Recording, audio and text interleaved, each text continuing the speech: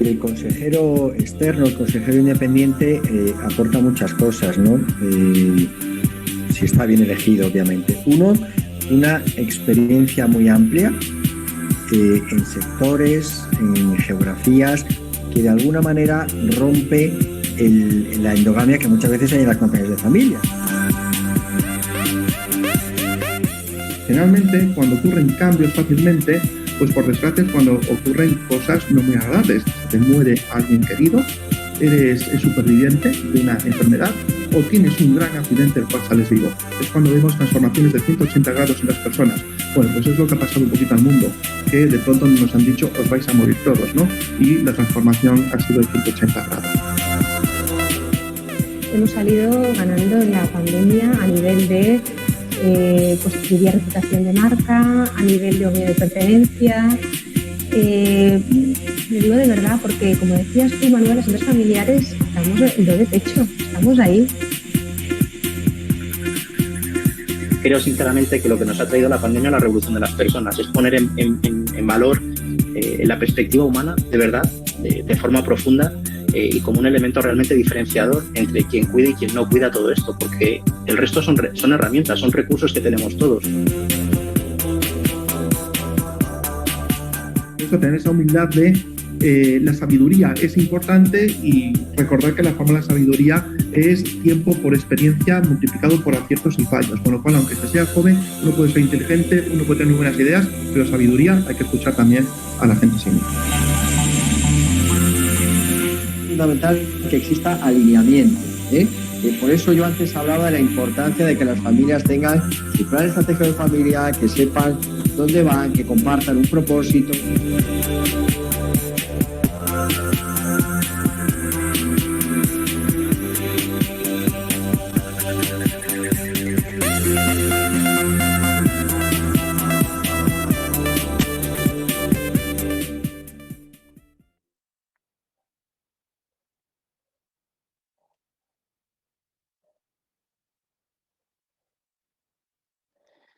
¿Qué tal? Buenas tardes, muy buenas tardes a todos. Parece que ahora sí que ha llegado la primavera, por lo menos más allá de la M30. Bienvenidos a esta ya cuarta edición de los Family Business Talks organizados por TEFAP. The Family Advisory Board es una firma especializada en la atención de las necesidades específicas de las familias empresarias, como seguramente muchos de ustedes ya sepan, a través de un asesoramiento estratégico continuado. Muchos de los asistentes de esta tarde a esta webinar seguramente conozcan ya, otros quizás, tal vez no, que en la actualidad TEFAP tiene clientes en España, en Portugal y en prácticamente toda Latinoamérica. Hoy es 25 de mayo y esta mañana el Santoral me regalaba una frase del Quijote que dice que todos somos hijos de nuestras obras. Y me he permitido cogerle prestada esta frase a Miguel de Cervantes porque después de este año terrible, después de este año duro, durísimo, inmersos en, seguro que coinciden conmigo, en una crisis sanitaria, social y económica que no tiene precedentes, en una crisis de consecuencias tan profundas y de tan largo plazo que incluso es o ha sido impredecible hasta para los logaritmos, una crisis que nos ha colocado frente al espejo, desnudando nuestras fragilidades como sociedad. TEFAP, lejos de frenar, ha multiplicado su presencia, ha multiplicado su compromiso con su labor de apoyo y de soporte a las familias empresarias con eventos como este, que nos ha traído hasta aquí esta tarde, seguidos por más de 1000 personas en España y en toda América Latina. Dicho eso, vamos a ir entrando ya en materia. Si les parece, la webinar de esta tarde les puedo adelantar ya que va a tener 3 partes muy marcadas. En primer lugar, una intervención de los ponentes. En segundo lugar, un coloquio entre ellos y finalmente un turno de preguntas. Y precisamente con el objetivo de alimentar su participación, la participación de todas las personas que nos acompañan esta tarde en este evento, van a disponer de un chat para podernos hacer llegar sus preguntas o para poderles hacer llegar las preguntas a los ponentes en el que pueden participar desde este momento.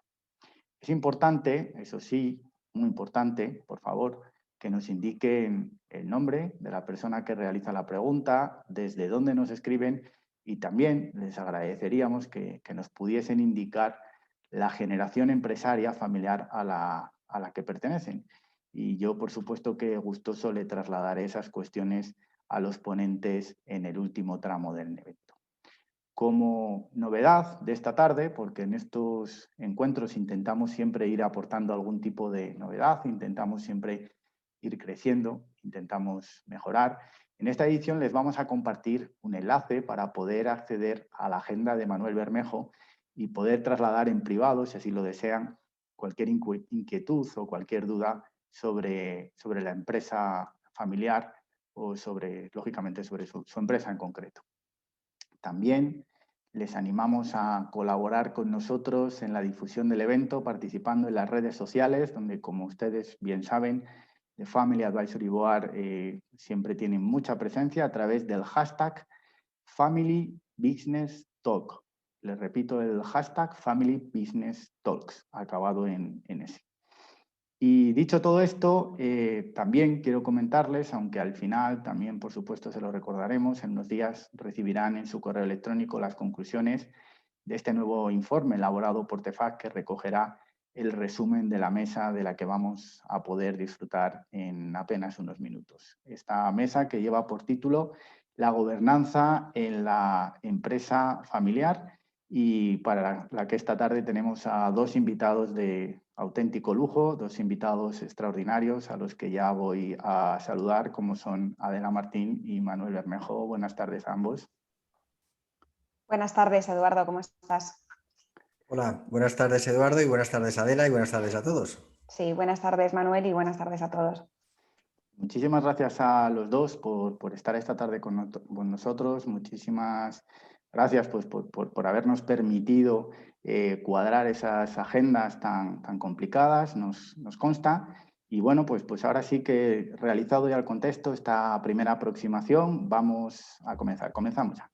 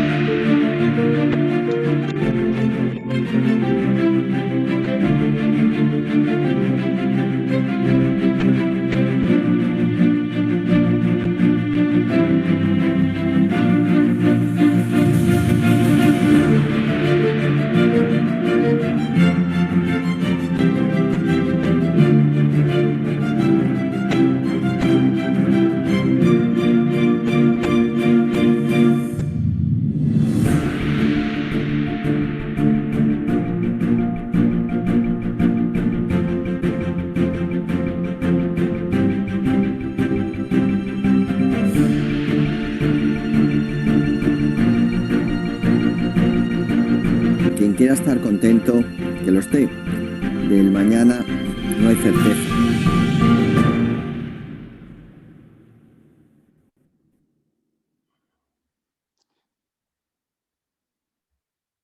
Pues el primero de los dos ponentes de esta tarde es nada más y nada menos que Manuel Bermejo, un buen amigo. Es el presidente y fundador de The Family Advisory Board, es director general y profesor de los diferentes programas de empresa familiar que ofrece el Instituto de Empresa, y tiene el título y el reconocimiento propio, yo creo que precisamente por méritos propios, porque la verdad que, aparte de la solidez, de la profundidad, energía y vitalidad, desde luego no le faltan, de ser, sin lugar a dudas, el consultor más influyente en materia de empresa familiar en toda América Latina. Manuel, es un placer tenerte esta tarde con nosotros y dispones ya de tu tiempo para que podamos disfrutar de tu presentación. Adelante. Pues oye, nada, un gusto estar aquí con todos, y estos eventos nacieron con la vocación de aportar robustez, ideas, inspiración para la mayor robustez del ecosistema de familias empresarias, que es central en cualquier economía de los países de donde nos siguen, ¿no? Como yo siempre digo, en estos momentos tan complejos, pues desde The Family Advisor no podemos ayudar ni fabricando vacunas, ni fabricando mascarillas, ni hidrogel, ni respiradores, pero sí podemos fabricar ideas e inspiración, y eso es lo que nos llama a venir a trabajar todos los días y a plantear eventos como este, donde vamos a abordar un tema para mí crítico, como es la gobernanza, y además incluyendo la perspectiva muy interesante de Adela, para mí en un doble plano, ¿no? Por un lado, su experiencia en gobernanza en una gran corporación, en grandes corporaciones, pero también ella, que toda la vida ha trabajado en el sector financiero, pues también con la mirada de un stakeholder muy importante para la empresa familiar que es el financiador, ¿no? Les voy a compartir una presentación que he preparado para la ocasión.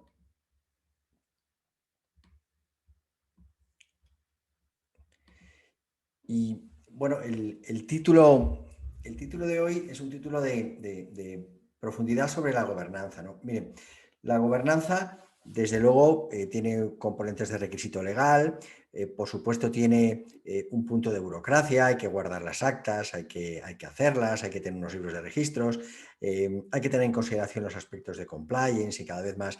Pero por encima de todo, la gobernanza lo que tiene que ser es una herramienta que aporte ventajas a las familias y a las empresas, ¿no? Y este es el enfoque de la sesión de hoy. Y para ilustrar esto, pongo un ejemplo quizás muy gráfico, ¿no? de lo que es la aportación de valor de la gobernanza. Es una historia breve sobre una compañía de familia de los de la Valle italianos, dueños de Tod's, la compañía de moda que muchos de ustedes conocerán, ¿no? Bueno, recientemente ellos decidieron incorporar en su board a una persona muy influyente, que es Chiara Ferragani. Bueno, pues en cuanto el mercado se enteró de eso, las acciones subieron un 14% en la bolsa de Milán, ¿no? Bueno, pues esta es una contribución de aportación de valor, pero hay otras muchas, ¿no? Por ejemplo, tener gobernanza supone crear espacios específicos para que la familia comparta un norte, para que desde el punto de vista de negocio pues también se comparta un norte. Crear un buenos sistemas de gobernanza significa trabajar de manera profesional, rigurosa, los procesos sucesorios, evitando que la decisión de quién va a ser el próximo CEO dependa de que el tío Juan o la tía María levanten o bajen el pulgar cual si fueran emperadores romanos, ¿no? La buena gobernanza también aporta valor porque supone dar sentido de urgencia a los temas importantes, y como decía, la buena gobernanza también aporta valor de cara a nuestros stakeholders. Podemos profundizar en esto luego en el debate, pero desde luego he visto cómo compañías que no tenían buena gobernanza, por ejemplo, han visto penalizado enormemente su valoración en operaciones corporativas, y exactamente lo contrario, ¿no? Como decía, hay un punto central que es esta idea de utilizar la gobernanza para dar sentido de urgencia a los temas verdaderamente importantes, ¿no? Miren, en general, los temas, no diré yo no importantes, pero menos importantes, recurrentes del día a día, casi todos tienen deadline, ¿no? Hay un deadline para renovar la ISO, hay un deadline para hacer la auditoría, hay un deadline para pagar los impuestos, hay un deadline porque me llaman el director de marketing que tiene una oferta en la competencia, hay un deadline porque hemos tenido un problema en la fábrica de Burgos, hay un deadline porque me anuncian que desgraciadamente tenemos un foco de contagio de la COVID en la planta de Guayaquil. O sea, los temas que no son de agenda estratégica, todos tienen un deadline. Claro, ¿qué pasa con temas de agenda estratégica? Por ejemplo, hablando de familia, no hay un deadline, no hay una fecha teóricamente pues para trabajar la gestión de las expectativas de la siguiente generación, ni para trabajar el modelo de familia empresaria que queremos ser, ni para trabajar los valores que queremos tener como familia empresaria. Y desde el punto de vista corporativo, tampoco hay un deadline para trabajar la transformación de modelos de negocio, para trabajar el crecimiento, para trabajar la reputación, para trabajar en la mejora de la atracción y retención del talento. Bueno, pues exactamente la gobernanza lo que permite es crear una atalaya de reflexión estratégica para abordar esos temas de la agenda estratégica y además ponerles fecha y evitar de este modo que el día a día nos coma. Y en ese sentido, como creo que una imagen muchas veces vale más que 1000 palabras, a mí me gusta mucho hablar de la evolución que tienen que tener las empresas y los directivos de las empresas para no estar todo el día apagando fuegos, Si estamos todo el día apagando fuegos, con todo respeto, somos bomberos. Tenemos que construir nuestros momentos napoleónicos. Napoleón era un gran estratega y mucha de la estrategia corporativa se ha aprendido de la estrategia militar. Napoleón en las batallas se situaba en la atalaya, para poder tener una buena perspectiva y tomar las mejores decisiones. Bueno, pues yo les invito a ustedes a que se suban a la atalaya de la reflexión, a que constituyan sus momentos napoleónicos. Y el momento napoleónico corporativa por excelencia es su órgano de gobierno, ¿no? Insisto mucho en esta tesis porque las empresas que solo se preocupan del día a día tienen serias dificultades para su continuidad y para su éxito. Por contra, las empresas que además de ocuparse de su día a día, trabajan también con músculo estratégico, esos temas trascendentes de su agenda estratégica, son las que tienen mejores perspectivas de crecimiento y de trascendencia. Hay un modelo que yo denomino un modelo clásico para entender el sistema de gobernanza de una familia empresaria y que ya les adelanto que a mí no me gusta nada, pero sí se lo manifiesto, se lo pongo aquí porque seguramente ustedes lo han visto. Y no me gusta porque este modelo de alguna manera separa dimensiones, ¿no? Ven, incluso hay una raya en medio, separa la dimensión familia y la dimensión empresa.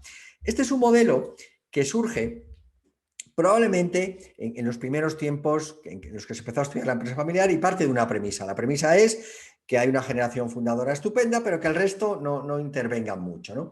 Esto hoy no es así. Yo tengo la oportunidad de compartir con muchísimos miembros de generaciones continuadoras y lo que me encuentro es gente muy preparada, muy formada, muy comprometida con el futuro de la empresa familiar, con ganas, eso sí, con cosmovisiones distintas. Por tanto, nosotros más bien lo que nos gusta proponer es un modelo integrado y en cascada, donde la familia tiene unas responsabilidades inexcusables.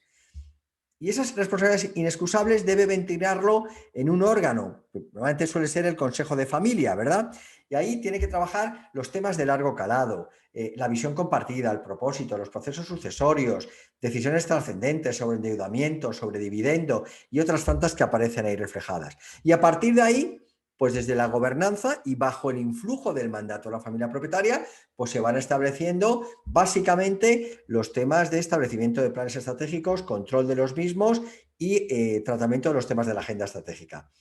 Me voy a detener ahora, puesto que Adela va a profundizar más en los temas de gobernanza corporativa, me voy a detener en dar 2 o 3 frases de lo que para mí debieran ser temas críticos a resolver en un consejo de familia. Por ejemplo, ¿cuándo y cómo entregar el legado a la siguiente generación? Miren, en los últimos tiempos he hablado con al menos media docena de CEOs, miembros de familias empresarias, que me han dicho, mira Manuel, yo no voy a ser CEO muchos años. Yo empiezo a ver que no tengo energías o empiezo a ver que me superan las complicaciones y que yo empiezo a entender muy bien las cosas y por tanto tenemos que dar paso a la siguiente generación. ¿Cómo? ¿Cuándo? ¿De qué manera queremos hacer eso? Pues este es un tema inexcusable para trabajar en un consejo de familia. Como también es un tema inexcusable para trabajar en un consejo de familia, ¿qué modelo de familia queremos ser? ¿Queremos que toda la siguiente generación trabaje en la empresa en cualquier posición? ¿Queremos que uno sea, con todos los respetos, carretillero o que esté en recepción? ¿Queremos que los que trabajen en la empresa lo hagan a partir de un cierto nivel de la jerarquía de la compañía? ¿Directamente queremos convertirnos en una compañía de control y que los miembros de la familia desde el board, precisamente desde la gobernanza corporativa y desde la gobernanza familiar, marquen destino pero ejecuten personas ajenas a la familia? Pues es una reflexión que hay que hacerse alguna vez en la vida. Como también desde un consejo de familia hay que responder a esta pregunta, ¿no?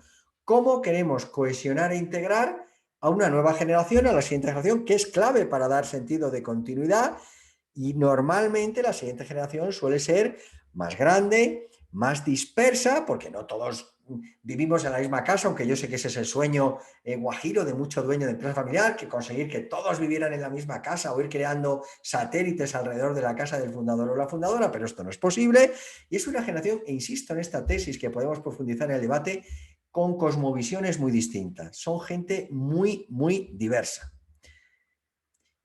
Como no me quiero extender más, 2 ideas para acabar. La primera, desde nuestro punto de vista, la gobernanza es un concepto evolutivo. Sospecho que habrá gente que nos sigue con modelos de gobernanza ya muy establecidos y otros que no han avanzado en este territorio, ¿no? Mi consejo, si empezamos de la A a la Z, mi consejo es arrancar con un consejo asesor y además que en ese consejo asesor haya un consejero que les ayude, alguien quien sea de su confianza. A partir de ahí, si la familia es amplia, podemos desdoblar ese consejo asesor por un lado en un consejo de familia y luego tener un consejo asesor que ya hemos reforzado porque invitamos ya a nuevos consejeros a trabajar los temas más corporativos. Y hay momentos, sobre todo cuando las compañías familiares, y esto cada vez pasa más, quieren comprar otras compañías, quieren invitar un socio, bueno, pues que hay que ya darle formalidad y pasar a un consejo puro de administración, donde también se va evolucionando. Muchas familias deciden incorporar al principio consejeros independientes con voz pero sin voto, luego ya les dan voz y voto, luego se van creando comisiones dentro del consejo de administración, temas en los que entrará seguramente Adela, pero sí les dejo y podemos luego reflexionar en el debate en que este es un modelo evolutivo. Y acabo con un personaje central para la buena gobernanza, que es el consejero independiente, ¿no? Un consejero independiente tiene que tener esas características que yo les pongo ahí, empatía, bueno, los obvios, ¿no? La integridad, la profesionalidad, madurez, capacidad de racionalizar, red de relaciones, porque muchas veces te van a pedir información sobre temas que no eres experto, pero sí les puedes poner en contacto con un headhunter, con un gestor de patrimonios o con un experto en China. Pero para mí, y con esto acabo, hay una cualidad fundamental del consejero independiente, que tiene que tener la valentía y el coraje para decir lo que nadie se atreve a decirte, pero que definitivamente tienes que escuchar. Y a partir de aquí dejaré paso a la presentación de Adela, que profundizará, como decía, más en aspectos de pura gobernanza corporativa. Muchas gracias y seguimos en el coloquio. Muy bien, muchísimas gracias. Estoy intentando dejar de compartir. Bueno, mientras tanto, si te parece, Manuel, aprovecho yo para presentar a Adela. Adela Martínez, responsable de banca privada del Banco Santander, es miembro también de su comité de dirección.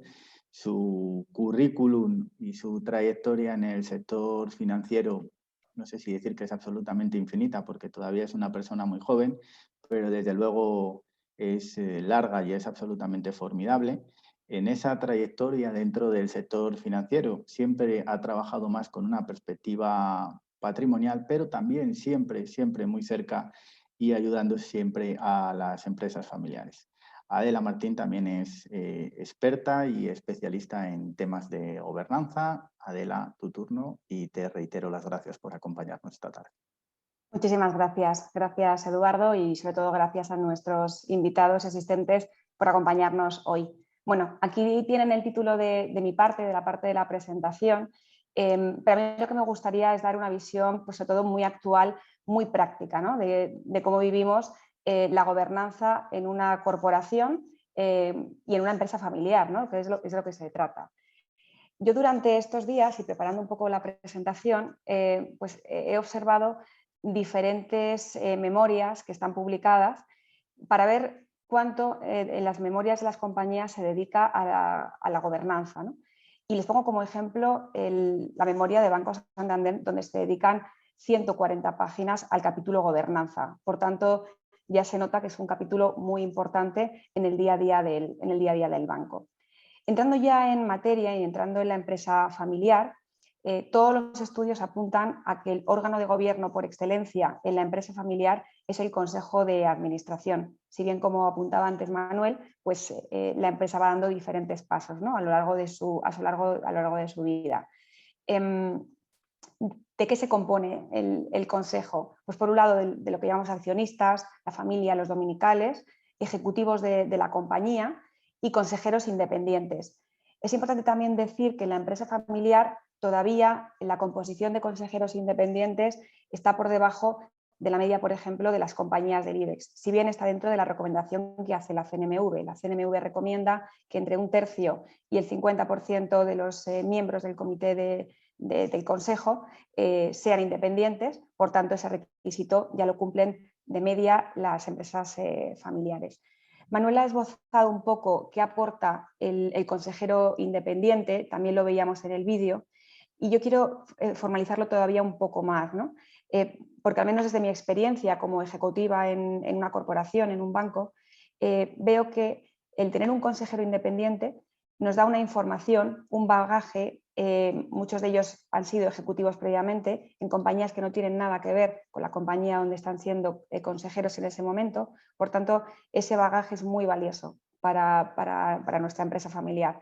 Por otro lado, visión crítica, pensar desde fuera de la caja, pensar sin prejuicios, sin tener la contaminación del día a día de la compañía. Contactos de alto nivel, que son muy importantes desde un punto de vista comercial, de negocio, desde un punto de vista institucional, también de regulación, etc. Y a veces una trayectoria internacional o una trayectoria exterior muy valiosa, ¿no? Me gusta mucho la frase con la que ha terminado Manuel, diciendo que es la persona pues, que nos dice lo que nadie se atreve a decirnos, pero que queremos y que necesitamos saber, ¿no? Creo que eso engloba mucho de lo que hace un consejero independiente, un buen consejero independiente. ¿Cuándo se toma la decisión de pasar de una estructura más liviana o más informal a un consejo de administración formal? Pues son momentos de la verdad de la empresa, momentos en los que hay un fuerte crecimiento, una fuerte expansión, algo que tenga que ver con el éxito, y eso son buenas noticias, cuando se produce una operación corporativa, cuando hay un relevo generacional, cuando hay un cambio de dirección por cualquier motivo, o cuando llega y es la entrada de un inversor externo, en cuyo caso pues, la gobernanza tiene que ser más robusta. Siempre hay bastante confusión o en algunas empresas hay mezcla entre la función del consejo de administración y de la función ejecutiva, ¿no? Y creo que es importante, ahora que estamos hablando del consejo, hablar de cuáles son verdaderamente las funciones indelegables del consejo.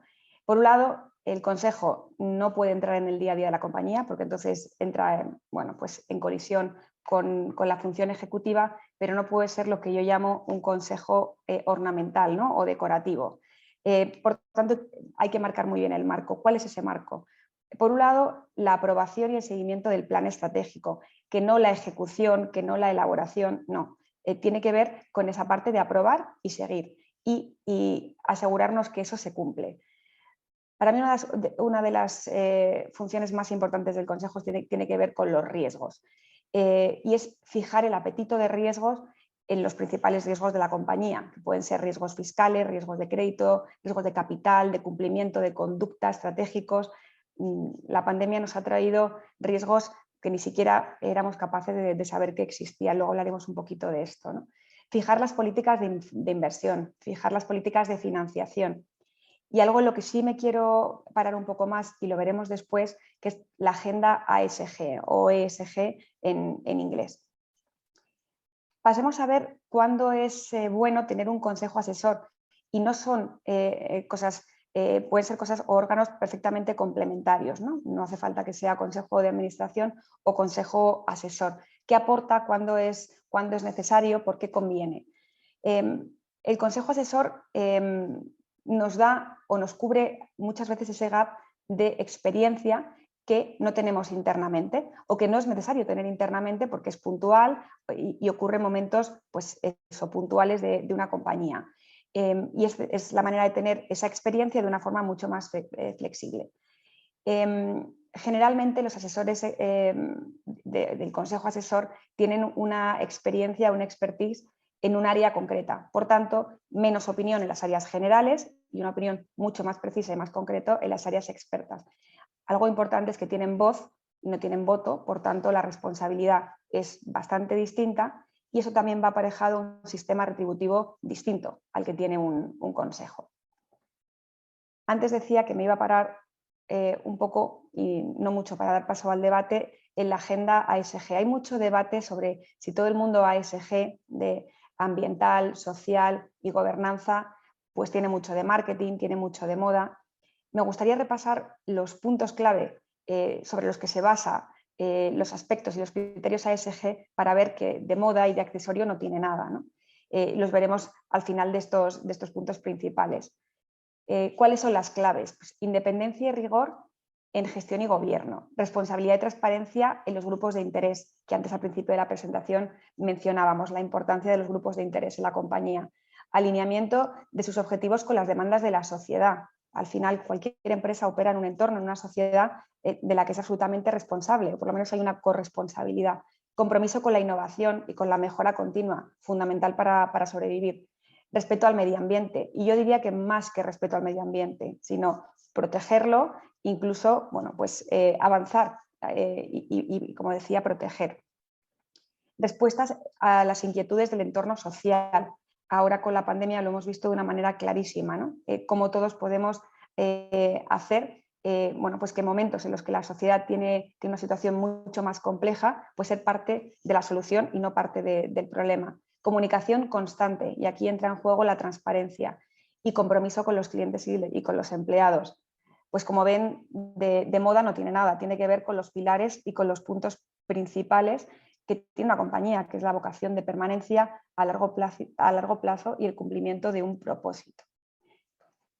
Hemos hablado mucho de la pandemia, ¿no? Pero creo que en un contexto como este, hablando de la gobernanza, no podemos dejar de hablar de la pandemia, no tanto de este riesgo concreto, sino qué ha ocurrido, ¿no? y qué nos ha demostrado pues esta crisis sanitaria, que después se ha convertido en una crisis social y una crisis económica.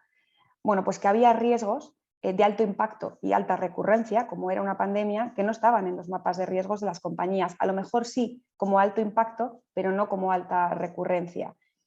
Todos, y seguro que ustedes también los hacen en sus compañías, tenemos planes de contingencia anuales que revisamos, que nos llevan tiempo, que nos generan burocracia, pero que nos hemos dado cuenta con la crisis y con esta pandemia que son muy teóricos y que son poco aterrizados y que contemplan a veces pues, un momento de situación de rotura de stock o no sé, que pasa algo con un edificio, pero ¿qué pasa cuando todos los empleados tienen que irse de un día para otro a casa, ¿no? ¿Cómo le das continuidad a tu actividad?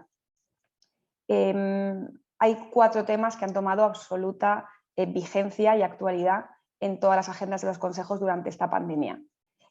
La liquidez, el teletrabajo, la ciberseguridad y la cadena de suministros. Y luego en el debate podremos ver si están de acuerdo con esto, o además hay algunos que han ocurrido también en sus compañías. Por tanto, fortalecer la gobernanza corporativa es invertir, y con esto sí me gustaría finalizar y pasar a esta parte del debate, en gestionar y no tanto reducir, sino gestionar y fijar el apetito de riesgos y los criterios de riesgos que quiere la compañía y con la que la compañía quiere operar durante el ejercicio, durante los próximos 3 ejercicios, hablando de estrategia. Reforzar la relación con los grupos de influencia, con los grupos de interés, con los agentes sociales, con los reguladores, con las administraciones públicas, con los proveedores financieros. Esa transparencia y ese modelo de reporting. Durante mucho tiempo la información era poder, era privilegio. El tiempo nos ha demostrado que la transparencia y el comunicar aporta muchísimo valor y hace que verdaderamente la compañía se conozca y se entienda su propósito. Planes de sucesión aterrizados, y no solamente de los consejeros y del comité de dirección, sino también de los puestos clave. Hay puestos técnicos que son clave y que hay que tener perfectamente establecidos en los planes de sucesión y revisarlos anualmente. No son planes que se meten en un cajón y que cuando lo has sacado, pues de repente ya no tiene vigencia ni actualidad. Y políticas retributivas adaptadas a la realidad de hoy, al mundo digital, a la agenda ESG, a la diversidad, tanto de género como de edad. Visto antes en el chat que hay alguna pregunta al respecto, por tanto no me paro en esto. Por tanto, y termino, la gobernanza tiene que estar muy alejada de procesos burocráticos, formales, desactualizados, y tiene que definir la guía de cómo conseguir el propósito de la familia y de negocio a lo largo del tiempo. Muchas gracias. Adela, muchísimas gracias a ti por tu exposición. Yo creo que interesantísima, la verdad, y con un montón de titulares que yo creo que vamos a tener la oportunidad de ir desarrollando en este coloquio y que también retomaremos un poco más adelante. Bueno, son las 6:34. Vamos a dedicarle pues en torno a 16-18 minutos al coloquio. Yo lo primero que le quería plantear a Manuel de manera muy breve es si él tiene esa sensación que yo desde luego tengo, y por eso se lo pregunto, de que la gobernanza, y se refería a Adela a la gobernanza como algo novedoso, algo nuevo, pero si la gobernanza tiene la etiqueta de que suena algo viejuno. Bueno, a ver, yo creo que hay una gobernanza viejuna en el sentido de un modelo, pues una serie, por lo general eran señores que llegaban a un sitio, se llevaban un puro, se iban, comían bien y ya está, ¿no? Pues esto es súper viejuno y superadísimo, ¿no? Entonces yo creo que lo que sí percibo en mi día a día es, primero, la gobernanza nace, entre otras cosas, en la empresa familiar me refiero, entre otras cosas, cuando el modelo Rey Sol hace crisis, ¿no? El modelo Rey Sol es el modelo pues, del fundador o la fundadora hipercarismática que prácticamente pues, desarrolla un modelo One Man, One Woman Show y bueno, pues eso hace crisis porque no es clonable, ¿no? Entonces, a partir de ahí, resulta que la empresa pasa de tener un solo dueño a tener 3 o a tener 7 o a tener 14, ¿no? Entonces, esto obliga pues, a pactar, a consensuar, y ahí es donde yo creo que la gobernanza cobra especial significado en las compañías de familia. ¿Qué veo yo? Y voy a hacer una cosa positiva y una menos positiva. ¿Qué veo yo en positivo? Bueno, pues un creciente interés por abordar la gobernanza corporativa de manera cada vez más profesional, y quizás un indicador de eso muy claro, lo dijo Adela también, es la incorporación de independientes, ¿no? Pues oye, yo siento que cada vez me llaman de más sitios para colaborar en compañías de familia. ¿Dónde creo que queda todavía mucho por trabajar? Pues más en la parte de gobernanza familiar, ¿no? O sea, no puedo obviamente compartir casos vividos, pero os llamaría la atención la cantidad de familias a las que cuando le preguntas a los 4 o a los 16 socios, oye, ¿cuál es un poco vuestro norte compartido? Y te lo ponen por escrito y oye, pues uno quiere ir a Murcia, el otro quiere ir a París y el otro quiere ir a México, Distrito Federal, ¿no? Bueno, pues esto sí que yo diría que está en el debe a trabajar mucho más. Y ahí me quedo por no monopolizar. Nada, perfecto, estupendo. Aprovechando que tenemos esta tarde aquí, Adela, al final este tipo de encuentros siempre intentamos que tengan una visión muy, muy práctica. Te queríamos pedir algunas recomendaciones de buenas prácticas bueno, pues que se recomienden desde las grandes corporaciones como en la que tú trabajas de cara a las empresas familiares. Y en ese sentido también, yo creo, antes hablábamos de atalayas, desde la atalaya de una gran corporación como en la que tú trabajas, yo no sé cómo se percibe esas empresas familiares que tienen sistemas de gobierno más robustos, por ejemplo, a la hora de tener acceso a la financiación. Pues, a ver, empezando por la primera pregunta, recomendaciones o buenas prácticas. Yo invito a los asistentes, me parece que es ya una buena práctica, mirar, aunque sea de manera liviana, la memoria de las compañías más avanzadas en gobernanza, porque da una idea muy clara y da muchísima información de cosas que se pueden hacer y que están en la vanguardia de las best practices o las mejores prácticas internacionales. Por mencionar algunos puntos, yo creo que es muy importante plantearse cuándo es el momento de tener un consejo, cuándo es el momento de tener un consejo asesor o cuándo hay que tener las dos figuras, ¿no? Al menos, y como ejemplo, nosotros en el banco tenemos un órgano de gobierno que es el consejo, pero también tenemos consejos asesores, un consejo asesor internacional o regional en aquellas regionales que tienen una casuística distinta. Como decía antes, el consejo asesor cubre ese gap de expertise que a lo mejor no necesitas porque no es propio de tu actividad diaria, pero que te viene bien en un momento dado. Por tanto, eso es una reflexión que hay que hacer. Elegir muy bien los perfiles del consejo, y si ven los perfiles de los consejeros actuales, no tienen nada que ver con los consejeros tradicionales, ni por edad, ni por perfil internacional, background. Bueno, pues hay cada vez más expertos en materia digital, en materia de transformación empresarial, en materia en agenda sostenible, en agenda ASG. Fundamental fijar cuáles son esas funciones que mencionaba antes que son indelegables del consejo, que estas son las que tiene que hacer el consejo sí o sí, que tienen que aprobar y seguir el consejo y que no colisionen nunca con el equipo gestor. Planes de sucesión no es un eslogan. Planes de sucesión bien escritos, aterrizados, porque las situaciones sobrevenidas ocurren, desgraciadamente. Y el tener un plan de sucesión recientemente revisado, consensuado, hace que la decisión pues, esté prácticamente tomada o muy cerca de estar tomada y que la continuidad de la empresa pues, sea muy sencilla. Y luego evaluar periódicamente también al consejo. El consejo hay que evaluarlo, hay que ver cómo lo está haciendo. Es muy importante bueno, pues que se ponga nota y que sea un consejo dinámico.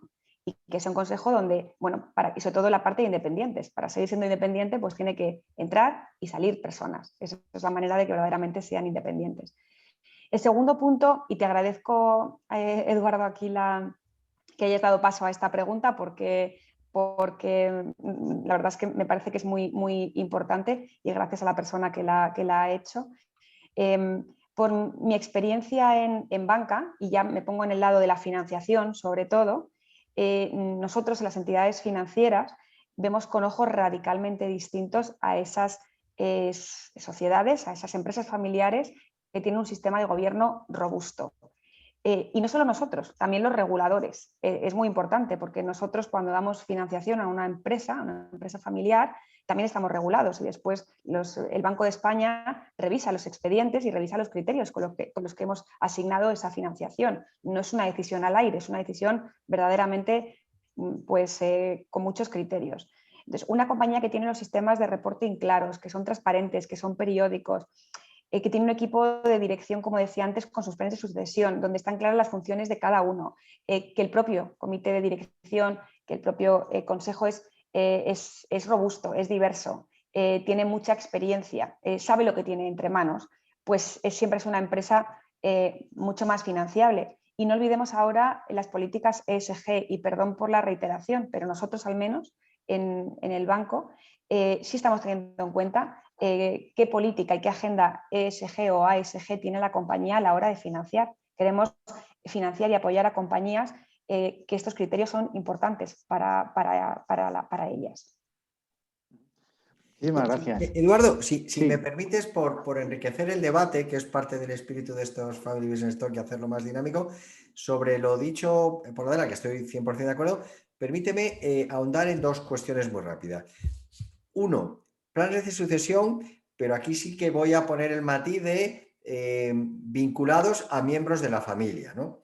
Mira, quiero dejar muy claro que probablemente uno de los bienes escasos del siglo XXI es el talento. Es muy complicado atraer gente con talento y que se queden en la compañía y que aporten. Entonces, desde ese punto de vista, tenemos que crear condiciones para que el talento, aunque sea compañía familiar, se sienta cómodo y se sienta con capacidad de desarrollarse. En ese sentido, todo lo que sea vincular los procesos de incorporación, los procesos de salarios, de desarrollo personal, de los miembros de la familia a entidades como puede ser la Comisión de Nombramientos y Retribuciones, que está presidida por independientes, es crear un marco de meritocracia que hace que una empresa familiar sea sumamente atractiva. Y me gustaría ser clarísimo en este tema porque me parece que es fundamental. Y el segundo tema, me gustaría insistir un poco más en el tema de la independencia y el coraje del consejero independiente.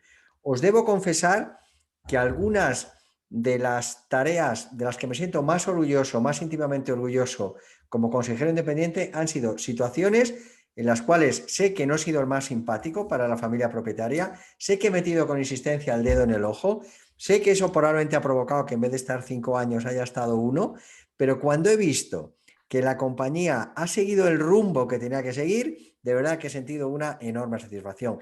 Y eso te lo da precisamente el carácter independiente. Eres independiente porque puedes decir, hombre, con corrección lo que quieras, porque no depende que tus hijos vayan a un mejor colegio o no, o que te puedas cambiar de casa o no, el seguir en el consejo de la empresa A, B o C. Eran dos puntualizaciones que sí que me parecía interesante remarcar. Aprovecho a los dos. Jacqueline de la Torre, en el chat de preguntas, yo creo que siguiendo la pauta que adelantaba antes Adela, ¿cómo pueden las empresas saber que están en el momento idóneo o en el momento exacto, atinado para tener un consejo? Brevemente los dos. Bueno, yo creo que si la reflexión existe, ya es muy importante. La verdad es que es complicado, hay hitos, hay momentos, antes hemos mencionado alguno, tanto Manuel como yo, donde la compañía sabe que necesita fortalecer sus órganos de gobierno. Suele tener que ver, como decía al principio, con momentos de fuerte crecimiento o donde algo diferente está ocurriendo. Pero también puede tener que ver con estar fuertemente comprometido con robustecer tus órganos de gobierno y tener bien sentadas las bases desde el principio. Entonces, yo creo que esa reflexión hay que hacerla permanentemente. ¿Tengo los órganos de gobierno adecuados? Me ha gustado mucho lo que decía Manuel de las cosas que no tienen un deadline porque son estratégicas. Parece que al final pues es eso de lo urgente y lo importante, no se hacen nunca, ¿no? Bueno, pues yo creo que las cosas importantes, como no tienen deadline, hay que hacerlas siempre. Tienes que estar permanentemente reflexionando sobre ellas. Yo diría que el momento es casi que desde el principio, ¿no? O sea, yo creo que, aunque sea como decía, esto es un modelo evolutivo. Desde luego, el poder tener un primer formato de un consejo asesor con un asesor con el que empezar a trabajar, me parece que se puede y se va a hacer cuanto antes, ¿no? Y de hecho, oye, pues hay muchísimos casos de éxito que me ha tocado vivir en primera persona, de compañías que siendo chiquititas empezaron a hacer esto y hoy son compañías súper admiradas. Por tanto, diría cuanto antes. ¿Cuándo dar el salto hacia algo más robusto? Hombre, pues ahí va muy marcado, como hemos dicho, con ciertos eventos, ¿no? Con ciertos eventos, mira, yo ya quiero crecer más, quiero atraer talento internacional, quiero empezar a salir de compras, quiero invitar a un socio. Pues hombre, ahí sí que parece evidente que el tener toda la formalidad de un consejo de administración cobra toda la relevancia. Pero en fórmula de consejo asesor, como para empezar a trabajar en agenda estratégica, pues una vez que cuaja el proyecto empresarial, cuanto antes, diría. A ver quién recoge. Sí. Eduardo, perdóname, un comentario hablando del consejo asesor que tiene que ver con la eficiencia, pero que es importante. Muchas veces el tener ese talento interno permanentemente de un experto en un área es caro y no merece la pena tenerlo 100% en la compañía. Sin embargo, a través de un consejo asesor, que como decía antes, es mucho más flexible, te puedes permitir tener ciertas áreas de conocimiento experto que de otra manera no serían posibles. Y también tiene que ser interesante en los dos lados, ¿no? Pero para el asesor, pues también suele ser interesante porque de alguna manera enriquece, ¿no? Y también hay momentos y momentos de la vida de un ejecutivo o de un ex ejecutivo donde, bueno, pues también hay generosidad, ¿no? En querer verdaderamente contribuir a que esa compañía prospere. Entonces, también se puede ver con este prisma, ¿no? ¿Y quién le pondría nota a ese consejo? ¿Los accionistas? Nos lo preguntan también en el chat.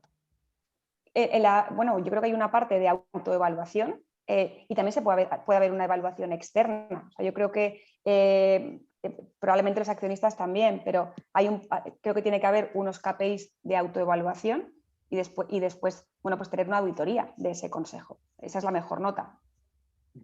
Precisamente Ricardo Ramos Sánchez de Movellán comparte una reflexión, es una reflexión un tanto larga también con una pregunta, pero quiero compartir. Dice, la ausencia de gobernanza en las empresas familiares es como dilatar la visita a un cardiólogo y mientras seguir yendo a la peluquería todos los viernes.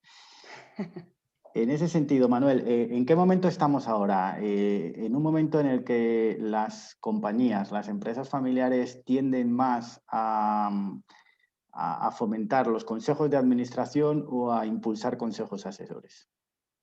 A reforzar los consejos de administración. Yo creo que esto es bastante evolutivo y tiene mucho que ver con el tamaño, porque al final el tamaño de la compañía es el que te marca muchas veces esos hitos, ¿no? Yo diría que en compañías pequeñas, pues se impone más. A ver, yo haría un distingo, ¿eh? O sea, primero, hay familias que esto es como lo de cuando Santiago se cae del caballo y creyó. Bueno, pues hay que ser creyente en la gobernanza, o sea, hay que ser creyente aquí lo del cholo, por mucho que haya ganado la liga, no vale. El partido a partido en el mundo empresarial no es la mejor de las fórmulas. Y lamento dar este pequeño disgusto a los atléticos que nos sigan. El cholismo está muy bien para el fútbol, pero para la vida empresarial tenemos que tener una perspectiva de largo plazo, tenemos que tener una hoja de ruta compartida e ir avanzando, ¿no? Entonces, bueno, yo lo que sí siento es que esa creencia en la necesaria combinación y equilibrio entre la táctica y la estrategia o entre la operación y la gobernanza sí que está bastante más interiorizada en mucha gente de nuevas generaciones que tiene, ya más altos niveles de formación que muchas veces sus padres o sus abuelos que empezaron el negocio pues de autoempleo y bueno, como gente hecha a sí mismo, con todo el respeto lo digo, ¿no? Entonces sí que este mensaje de la gobernanza creo que va calando, cala mucho más, creo que en ocasiones en las generaciones continuadoras, y sobre todo me parece imprescindible cuando pasamos, y permitidme el símil político, ¿no? En muchas compañías de familia se pasa de la mayoría absoluta, porque hay uno o pocos dueños que, oye, llevamos 50 años juntos, nos miramos y ya sabemos lo que queremos, pero luego de ahí pasamos a 7 o a 5 o a 14. Eso ya es como gobernar en el Parlamento con mayoría relativa. Eso te obliga al pacto, obliga al consenso, y ahí que duda cabe que la gobernanza cobra un papel trascendente. Adela, no sé si quieres matizar algo o no.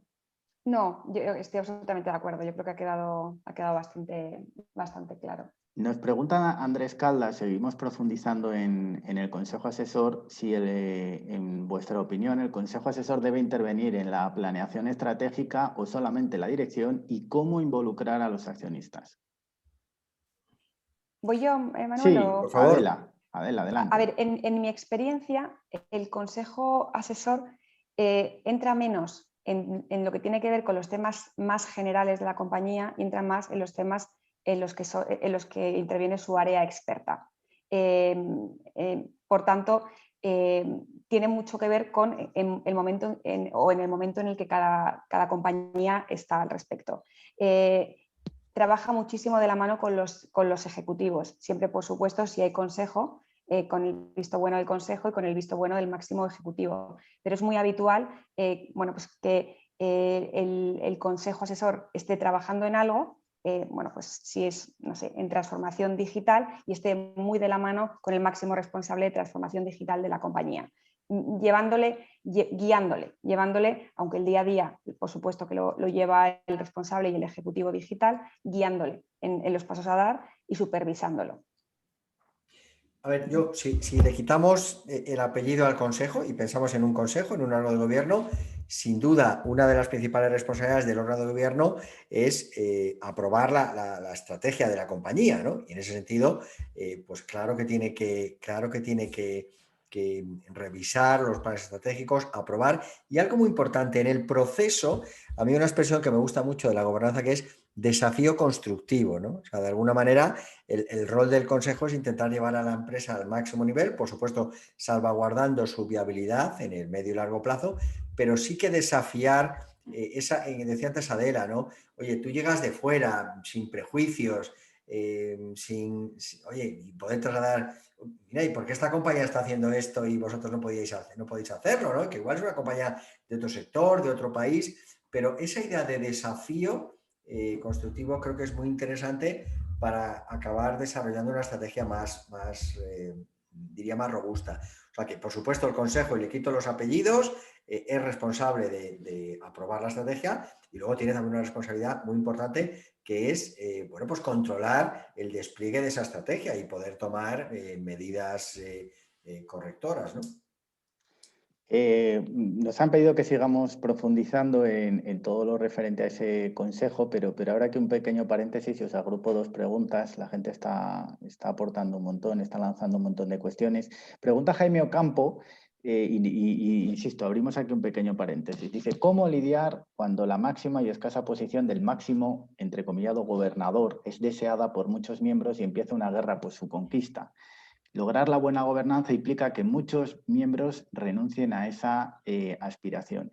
Y hay otra pregunta que habla precisamente de la metáfora que has utilizado, Manuel, hablando de Napoleón, y dice, ¿qué hacer cuando todos quieren ser Napoleón? Bueno, Manuel. Como por alusiones, ¿no? Vamos a ver, mira, precisamente, y esto sería más en el territorio de la gobernanza familiar, una de las cuestiones que yo mencionaba en mi intervención y que voy a profundizar ahora es, primero, definir qué modelo de familia empresaria queremos ser, definir, antes que eso incluso, cómo queremos entregar a los siguientes el legado. Y aquí una reflexión que cualquier familia se debe hacer es, ¿queremos seguir juntos o no? Oye, si todos queremos ser Napoleón, y bueno, podemos pensar que todos tenéis capacidad para ser Napoleón, pues ha habido familias que de manera inteligente y cordial han dicho, mira, oye, aquí hay 3 gallos, o o 3 gallinas ya en el gallinero y esto no va a funcionar. O sea, que casi es mejor, si se puede, pues hacer una segregación, ¿eh? O sea, no está dicho que tengamos que estar todos todo el tiempo juntos, ¿no? Luego, si eso no es así, o sea, si pensamos que podemos seguir juntos, una tarea muy importante de un consejo de familia es, oye, de verdad, ¿dónde están nuestras fortalezas? Y además, si viene alguien de fuera y te dice, mira, oye, que el rol de CEO está muy bien, pero que vosotros vais a necesitar también alguien que sea el Chief Emotional Officer, ¿no? Alguien que gestione los temas de familia. Y estáis queriendo diversificar y sería interesante igual poner a alguien al frente de la diversificación. Pero es que también resulta que, oye, que el tema patrimonial lo tenéis manga por hombro y que se lo vais a encargar a Adela para que lo gestione, pero que tendrá que haber alguien de la familia que sea el interlocutor bien preparado para ser el interlocutor de Adela con respecto a los temas patrimoniales. Pero es que además hay una enorme inquietud, ¿sabes?, de la siguiente generación por la labor de compromiso social y queremos dar un paso más allá y queremos crear una fundación y queremos... y ¿quién va a liderar eso? Entonces yo creo que al final, si tienes un buen asesor en esos debates del Consejo de Familia, igual llegas a la conclusión que en realidad hacen falta muchos Napoleones, pero no todos los Napoleones en el mismo ámbito, sino Napoleones en distintos ámbitos que van a ser claves para el futuro. Entonces, cuando tienes esas conversaciones, pues empiezas a tomar decisiones inteligentes. Sí. Yo, bueno, en la línea en la que comenta Manuel, ¿no? Si lo que hablamos es de la guerra, pues esto es muy complicado como cualquier guerra y hay poco que hacer y poco que decir, ¿no? De la guerra no suelen salir cosas muy buenas. ¿Cuándo funcionan estas cosas? Cuando todos, a pesar de las diferencias y a pesar de que viven momentos distintos, tienen claro que lo más importante es el legado y es que la empresa perviva y es la empresa en funcionamiento. Y en ese sentido, lo que al menos yo veo en mi experiencia, y ahora ya sí en mi experiencia, quizá más de mi experiencia patrimonial, es bueno, pues que un miembro de la familia lleva toda la parte del family office o de la holding y cómo es la parte de las inversiones familiares fuera de la propia compañía, que alguien es el presidente del consejo, que otra persona es el CEO, y de esa manera cada uno tiene pues con una perfecta coordinación, pero tiene su ámbito en el que es eso, ¿no? El que manda o el Napoleón de cada una de esas áreas, ¿no? Y así todo funciona, porque además normalmente en la familia, como en todo, como en la vida, cada uno tiene habilidades distintas. Cada uno, bueno, ¿dónde está el choque? Cuando no hay probablemente esa diversidad de talentos o de voluntades a veces, ¿no? Pero generalmente cuando los miembros de la familia tienen claro que lo importante y por encima de todo está la familia y la empresa, las cosas salen adelante. Hay que pedir ayuda, ¿eh? Hay que pedir ayuda. En ese sentido, es verdad que hoy estamos hablando de herramientaje, no estamos hablando de consejos, pero yo diría que fuera de eso hay 3 características en las cuales es muy difícil que una empresa familiar perdure. Y venimos insinuándolas, pero por verbalizarlo, altura de miras, que significa que el bien general está por encima del bien particular, generosidad para llegar a acuerdos y lealtad para cumplirlos. O sea, más allá del herramientaje, sin estos principios es muy difícil que una empresa familiar se perpetúe, y por mucho asesor que tenga, pues al final todos queremos ser el Napoleón del negocio y lamentablemente, y hay muchos casos de estos, vemos cómo se destrozan compañías que por otro lado tienen una viabilidad perfecta. Altura de miras, generosidad para llegar a acuerdos y... lealtad para cumplirlos. Y lealtad para cumplirlos, perfecto. Bueno, pues nada, queda... Lealtad era un principio que siempre defendía el lamentablemente fallecido príncipe de Edimburgo, ¿no? Que algunas veces le preguntaron por la fidelidad y decía, mire usted, yo soy leal. Aquí lo importante es la lealtad. Pues apenas queda un minuto para las 7 de la tarde. En TEFAP intentamos ser casi germánicos con el tiempo. Hay un apunte de mi buena amiga Ana Espinel que precisamente preguntaba sobre este asunto que estábamos hablando, de cómo hacer convivir a varias generaciones en el momento de la creación del Consejo de Administración y el Consejo de Familia ante los procesos de implantación de la transformación y los hitos de la gobernanza profesional, pero bueno, vamos a tener que ir acabando. Manuel, por cierto, hablábamos antes que eres el director general de los programas de empresa familiar del IE. Si no creo mal, ahora debe estar a punto de empezar uno de esos cursos. Es en junio, creo, o más adelante. Sí, es, bueno, de manera muy súper breve, nosotros hacemos 2 programas, uno para los líderes de empresa familiar, que hacemos efectivamente en junio, es un programa que se solía hacer con carácter presencial, que el año pasado por la pandemia lo hicimos de manera online y este año va a ser líquido, va a ser presencial y online. Y es un programa, ya digo, para los líderes de las familias empresarias, viene gente de todos los países del mundo y es una experiencia muy potente. Y luego hacemos otro programa para Next Generation, donde tengo el gusto de colaborar con Adela, es una iniciativa que organiza el Instituto Empresa Familiar, Banco Santander, Iguay y el IE, y pues soy orgulloso director del programa desde su fundación hace 7 años. El año pasado por la pandemia no se pudo hacer, pero bueno, esperemos que este año se pueda, si las circunstancias lo permiten, se pueda retomar. Pero sí, efectivamente, el 7 de junio arrancamos un nuevo programa y si a alguien pues, le apetece compartir o preguntar, pues en privado encantado de dar la información. Muy bien, pues yo si me lo permitís, nada, voy a recuperar algunos de los titulares que nos ha dejado la mesa de esta tarde. Adela Martín, que es la responsable de banca privada del Banco de Santander y miembro de su comité de dirección, ha empezado diciéndonos que el Banco de Santander en su memoria anual dedica nada más y nada menos que 140 páginas a la gobernanza, lo que demuestra la importancia precisamente de la gobernanza. También nos ha animado a todos los participantes esta tarde, más de 130 en algunos momentos, por lo que he podido ver, a que miremos la memoria de las grandes compañías ejemplares en la gobernanza. También ha dicho que hay que fortalecer la gobernanza y que fortalecerla es invertir en reducir los riesgos, es reforzar la relación con los stakeholders, es fomentar modelos de transparencia y también, bueno, pues son importantes, lógicamente, las políticas retributivas adaptadas a estos tiempos. Ha dicho que los perfiles de los consejeros de hoy no tienen absolutamente nada que ver con los perfiles de los consejeros tradicionales, que hay que evaluar permanentemente al consejo y que el consejo tiene que ser flexible. Y también una cuestión importante que a veces las empresas familiares no se plantean, ha dicho que a través de un consejo asesor te puedes permitir tener ciertas áreas de conocimiento experto, ciertas áreas de talento que de otra forma no sería posible y que incluso además también puede ser enriquecedor para ese externo. Adela, muchísimas gracias por acompañarnos. No sé si quieres añadir algo más a tu aportación de esta tarde. No, darles las gracias a los participantes y a ti, Eduardo, Manuel, muchísimas gracias por la invitación. Hemos hablado un poquito de la diversidad en los consejos, quizás nos dé para otra charla, pero es un factor que también hay que tener en cuenta, no solo de género, que por supuesto, de todo, de edad. Había alguna pregunta por ahí que he visto de cómo encajan las generaciones, ¿no? Pues trabajando juntas, esa es la mejor manera. Entonces, tener en cuenta la diversidad en general, que siempre es muy, muy enriquecedora. Una pregunta de Fernando Villafruela también, buen amigo. Esa la dejamos para la siguiente webinar, Fernando, no me lo tengas en cuenta.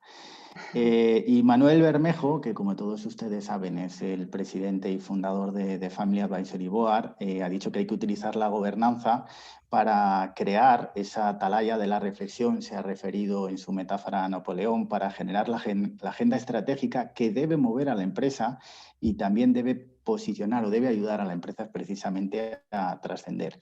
Ha dicho que un consejo de familia tiene que resolver la gran pregunta que es ¿cómo voy a integrar a la empresa en la siguiente generación con esa cosmovisión tan absolutamente diferente? Ha dicho que uno de los bienes escasos del siglo XXI es el talento y que por eso hay que crear condiciones para que el talento o bien se quede en la compañía o seamos atractivos para atraer ese talento a nuestra compañía. Y finalmente, bueno, nos ha dicho claramente de qué equipo no es, porque ha dicho que en el mundo empresarial el partido a partido no vale, el cholismo no vale. Y me quedo con esa última frase que yo creo que vale para muchas cosas, no solamente para las empresas familiares, sino también para la vida, que hay que aplicar la altura de miras, la generosidad para llegar a acuerdos y la lealtad para cumplirlos. Manuel, no sé si quieres decirnos algo más esta tarde. Bueno, mira, nosotros presentamos una investigación a principios de este año sobre el impacto de la pandemia en las empresas familiares y cómo estaban gestionando, ¿no? Bueno, el 95% de las compañías de la amplia muestra a la que entrevistamos, el 95% de las que reconocía tener un órgano de gobierno, nos decía el 95% que ese órgano de gobierno les había ayudado muchísimo a resolver esta situación tan complicada. Y cuando les decíamos a esos que nos dijeran cómo mejorar su gobernanza, uno de los aspectos que más destacaban era más diversidad del Consejo, precisamente, alineado con lo que decía Adela, más independientes, más tiempo para debatir los asuntos y más seguimiento de las decisiones del Consejo, o sea, que más gobernanza. En definitiva, yo creo que estamos en un mundo en el que competir es muy complejo y, por tanto, hay que dotarse de las mejores herramientas. El Consejo lo es, la gobernanza lo es. Y algo que no hemos dicho, pero que para mí es fundamental.